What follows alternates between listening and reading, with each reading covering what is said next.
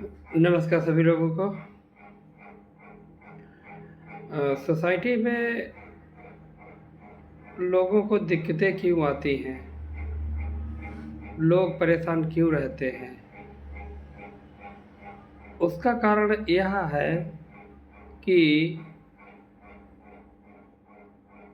जैसे कि हमें तथागत बुद्ध या कबीर साहब या संत रविदास जी ऐसे महापुरुषों ने हमको गाइड किया है, बताया है कि जैसे ईर्ष्या है, घृणा है, लालच है, चालाकी है, बेईमानी है, इन चीज़ों से हमें दूर रहना है। ये ऐसे एलिमेंट्स हैं, ऐसे ही ये दोष हैं जिसकी वजह से इंसान लगता तो उसे ये है कि हम जो चालाकी कर रहे हैं, बेईमानी कर रहे हैं, हम जीत रहे हैं, हम कुछ हासिल कर रहे हैं, लेकिन वो अंदर ही अंदर खोखला हो जाता है, कमज़ोर हो जाता है, बीमार हो जाता है। अब देखते ये हैं कि कुछ लोगों को हम देखते हैं कि उन्हें ऐसा लगता है कि हम छोटी-सी बेईमानी करते हैं, हम कोई बहुत बड़ी बेईमानी नहीं करते, छोटी-छोटी बेईमानी भले कर लेते हैं। ये छोटी चोरी करते हैं, बड़ी-बड़ी चोरी नहीं करते हैं। तो चोर तो वो भी होते हैं, चाहे छोटी चोरी करो, चाहे बड़ी चोरी करो। अब कुछ लोग पढ़े-लिखे हम देखते हैं कि वो लोग जो होते हैं, चालाकी, बेईमानी या होशियारी वो करते हैं ऐसे कि बहुत उसे महीन चालाकी बोलते हैं, बहुत सूक्ष्म चालाकी करते हैं और ईमानदारी का, सज्जनता का, एक अच्छे इंसान का ढकोसला करते हैं। अब उनको लगता है कि लोग हमें ऐसा समझें कि मैं काफ़ी ईमानदार हूँ, समझदार हूँ। ये बहुत महीन चालाकी करते हैं, बहुत हल्के से दाँव पेच खेलते रहते हैं, यानी कि दूसरा समझ ना जल्दी पाए, तो वो लोग भी बहुत परेशान होते हैं। ऐसे मैंने कई जगह नोटिस किया है कि जो बहुत उनकी ये चालाकी होती है कि उनका दोस्त या रिश्तेदार, उनका कोई सगा-संबंधी उनसे आगे ना निकल जाए। उन्हें इस बात का बहुत डर होता है, तो उनकी एक भावना रहती है कि इनका ये काम नहीं होने देंगे। तो ऐसी धारणा वाले लोग जो होते हैं, उनके भी कोई काम पूरे नहीं होते हैं। कहीं न कहीं वो बहुत बड़ी दिक्कत में पड़े रहते हैं और हमेशा यही कहते रहते हैं कि ये नहीं मेरा हो पाया, वो नहीं हो पाया है। मेरा मानना है यदि इंसान जो दोष हैं इनको मिटा दे और दूसरे की खुशी में अपनी खुशी समझने लगे, तो इतनी उसके अंदर शक्ति आ जाएगी, इतनी उसके अंदर पॉज़िटिव ऊर्जा आ जाएगी, जिससे वो अपने हर काम पूरा कर लेगा। जो वास्तविक काम है, जो करना चाहता है, जिसमें वो जाना चाहता है, जिस फ़ील्ड में कामयाब होना चाहता है, उसमें वो कामयाबी पा लेगा।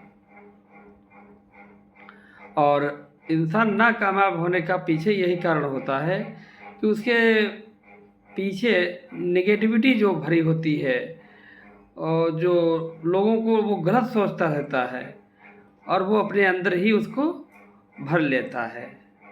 इसलिए बहुत लोग हम देखते हैं कि अच्छी पढ़ाई तो कर लेते हैं, अच्छे डिग्री धारण रिसीव कर लेते हैं, लेकिन कहीं न कहीं वो दिक्कत में रहते हैं, बाद में अच्छी जॉब जो चाहते हैं उस तरीके की जॉब नहीं पा पाते हैं या जिस तरीके से वो अपना कुछ चाहते हैं तो वो नहीं हो पाते हैं। तो इसलिए जो है तथागत बुद्ध के जो 5 शील बताए हैं, इनका पालन करें। अष्टांगिक मार्ग के बारे में बताया है तथागत बुद्ध ने, इसका पालन करें। और जो उसमें बुद्ध और उनका धम्म जो बाबा साहब डॉक्टर बी आर अम्बेडकर ने जो किताब लिखी है, इसको ज़रूर सभी लोग पढ़ें। इस किताब पढ़ने से वास्तव में आपके अंदर पॉजिटिव थिंकिंग आएगी, पॉजिटिव एनर्जी आएगी और शुद्ध विचार हो जाएँगे। मैं कई किताबें अलग-अलग जब पढ़ते हैं, तो जब ये किताब पढ़ता हूँ बुद्धदेव का धम्म, तो मुझे इससे पढ़ने से अलग सी एनर्जी मिलती है। उसमें बहुत अच्छी-अच्छी बातें लिखी हैं, जो बाबा साहब ने कई जगह से कलेक्शन किया होगा और उसमें मनुष्य के पतन के कारण बताया है और जो दुष्ट मनुष्य के कारण बताया, दुष्ट मनुष्य कैसा होता है, ये सब बताया है, बहुत सही समझाया है। दुष्ट मनुष्य के बारे में हम बताना चाहते हैं एक बात। दुष्ट मनुष्य की पहचान सबसे बड़ी ये होती है कि वो हर इंसान से अलग-अलग व्यवहार करता है और उसका चेहरा हर समय चेंज होता रहता है। तो वो दुष्ट इंसान की ये पहचान मुझे लगती है कि जैसे ज़रूरत पड़ने पर वो झुकना भी बहुत बहुत जल्दी झुक जाएगा और अगर उससे किसी प काम पड़ जाए तो वो बहुत बड़ा तानाशाही बन जाएगा। ये ऐसे दुष्ट लोग होते हैं, उनका समान व्यवहार नहीं होता है, उनका एक समानता नहीं उनके अंदर होती है, इक्वलिटी की भावना नहीं होती है।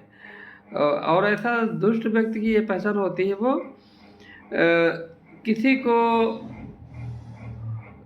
जो बात करेगा तो उसके कब उसको ज़ोर से बोलना है, कब उसको हड़का के बोलना है, ये उसको अच्छी तरीके से प्रैक्टिस में होता है। नए लोगों से बहुत अच्छे ढंग से बात करेगा, दूर के लोगों से बहुत अच्छे ढंग से बात करेगा। ऐसे होते हैं दुष्ट लोग। और पतन के कारण बताए हैं तथागत बुद्ध ने, इंसान के पतन के कारण बताए हैं। तो पतन के कारण में सबसे बड़ा कारण यही बताया है कि जो धम्म का पालन नहीं करता है और उस इंसान का पतन होना निश्चित है, जो दुष्ट लोगों को और जो गलत लोग होते हैं उनकी बातों का पालन करते हैं, उनसे नफ़रत करते हैं, तो जान लो आपका पतन होना स्वाभाविक है। और जो सदाचारी लोग हैं, जो ईमानदार हैं, जो सही लोग हैं, जानता है वो सही है, उनसे बहुत लोग घृणा करते हैं, उनकी बात सुनना नहीं पसंद करते हैं, तो जान लो आपका पतन होना सुनिश्चित है। जो दुराचारी हैं उनकी बात को अगर लाइक करते हो, पसंद करते हो, उनका फॉलोवर बनते हो थोड़ा या ज़्यादा, क्योंकि जो दुष्ट इंसान होता है वो बहुत ऐसी आपको राय देगा जिसमें आपको लगेगा तुरंत बहुत बड़ा लाभ होने वाला है, लेकिन वो आपको दिक्कत में डालने वाला होता है।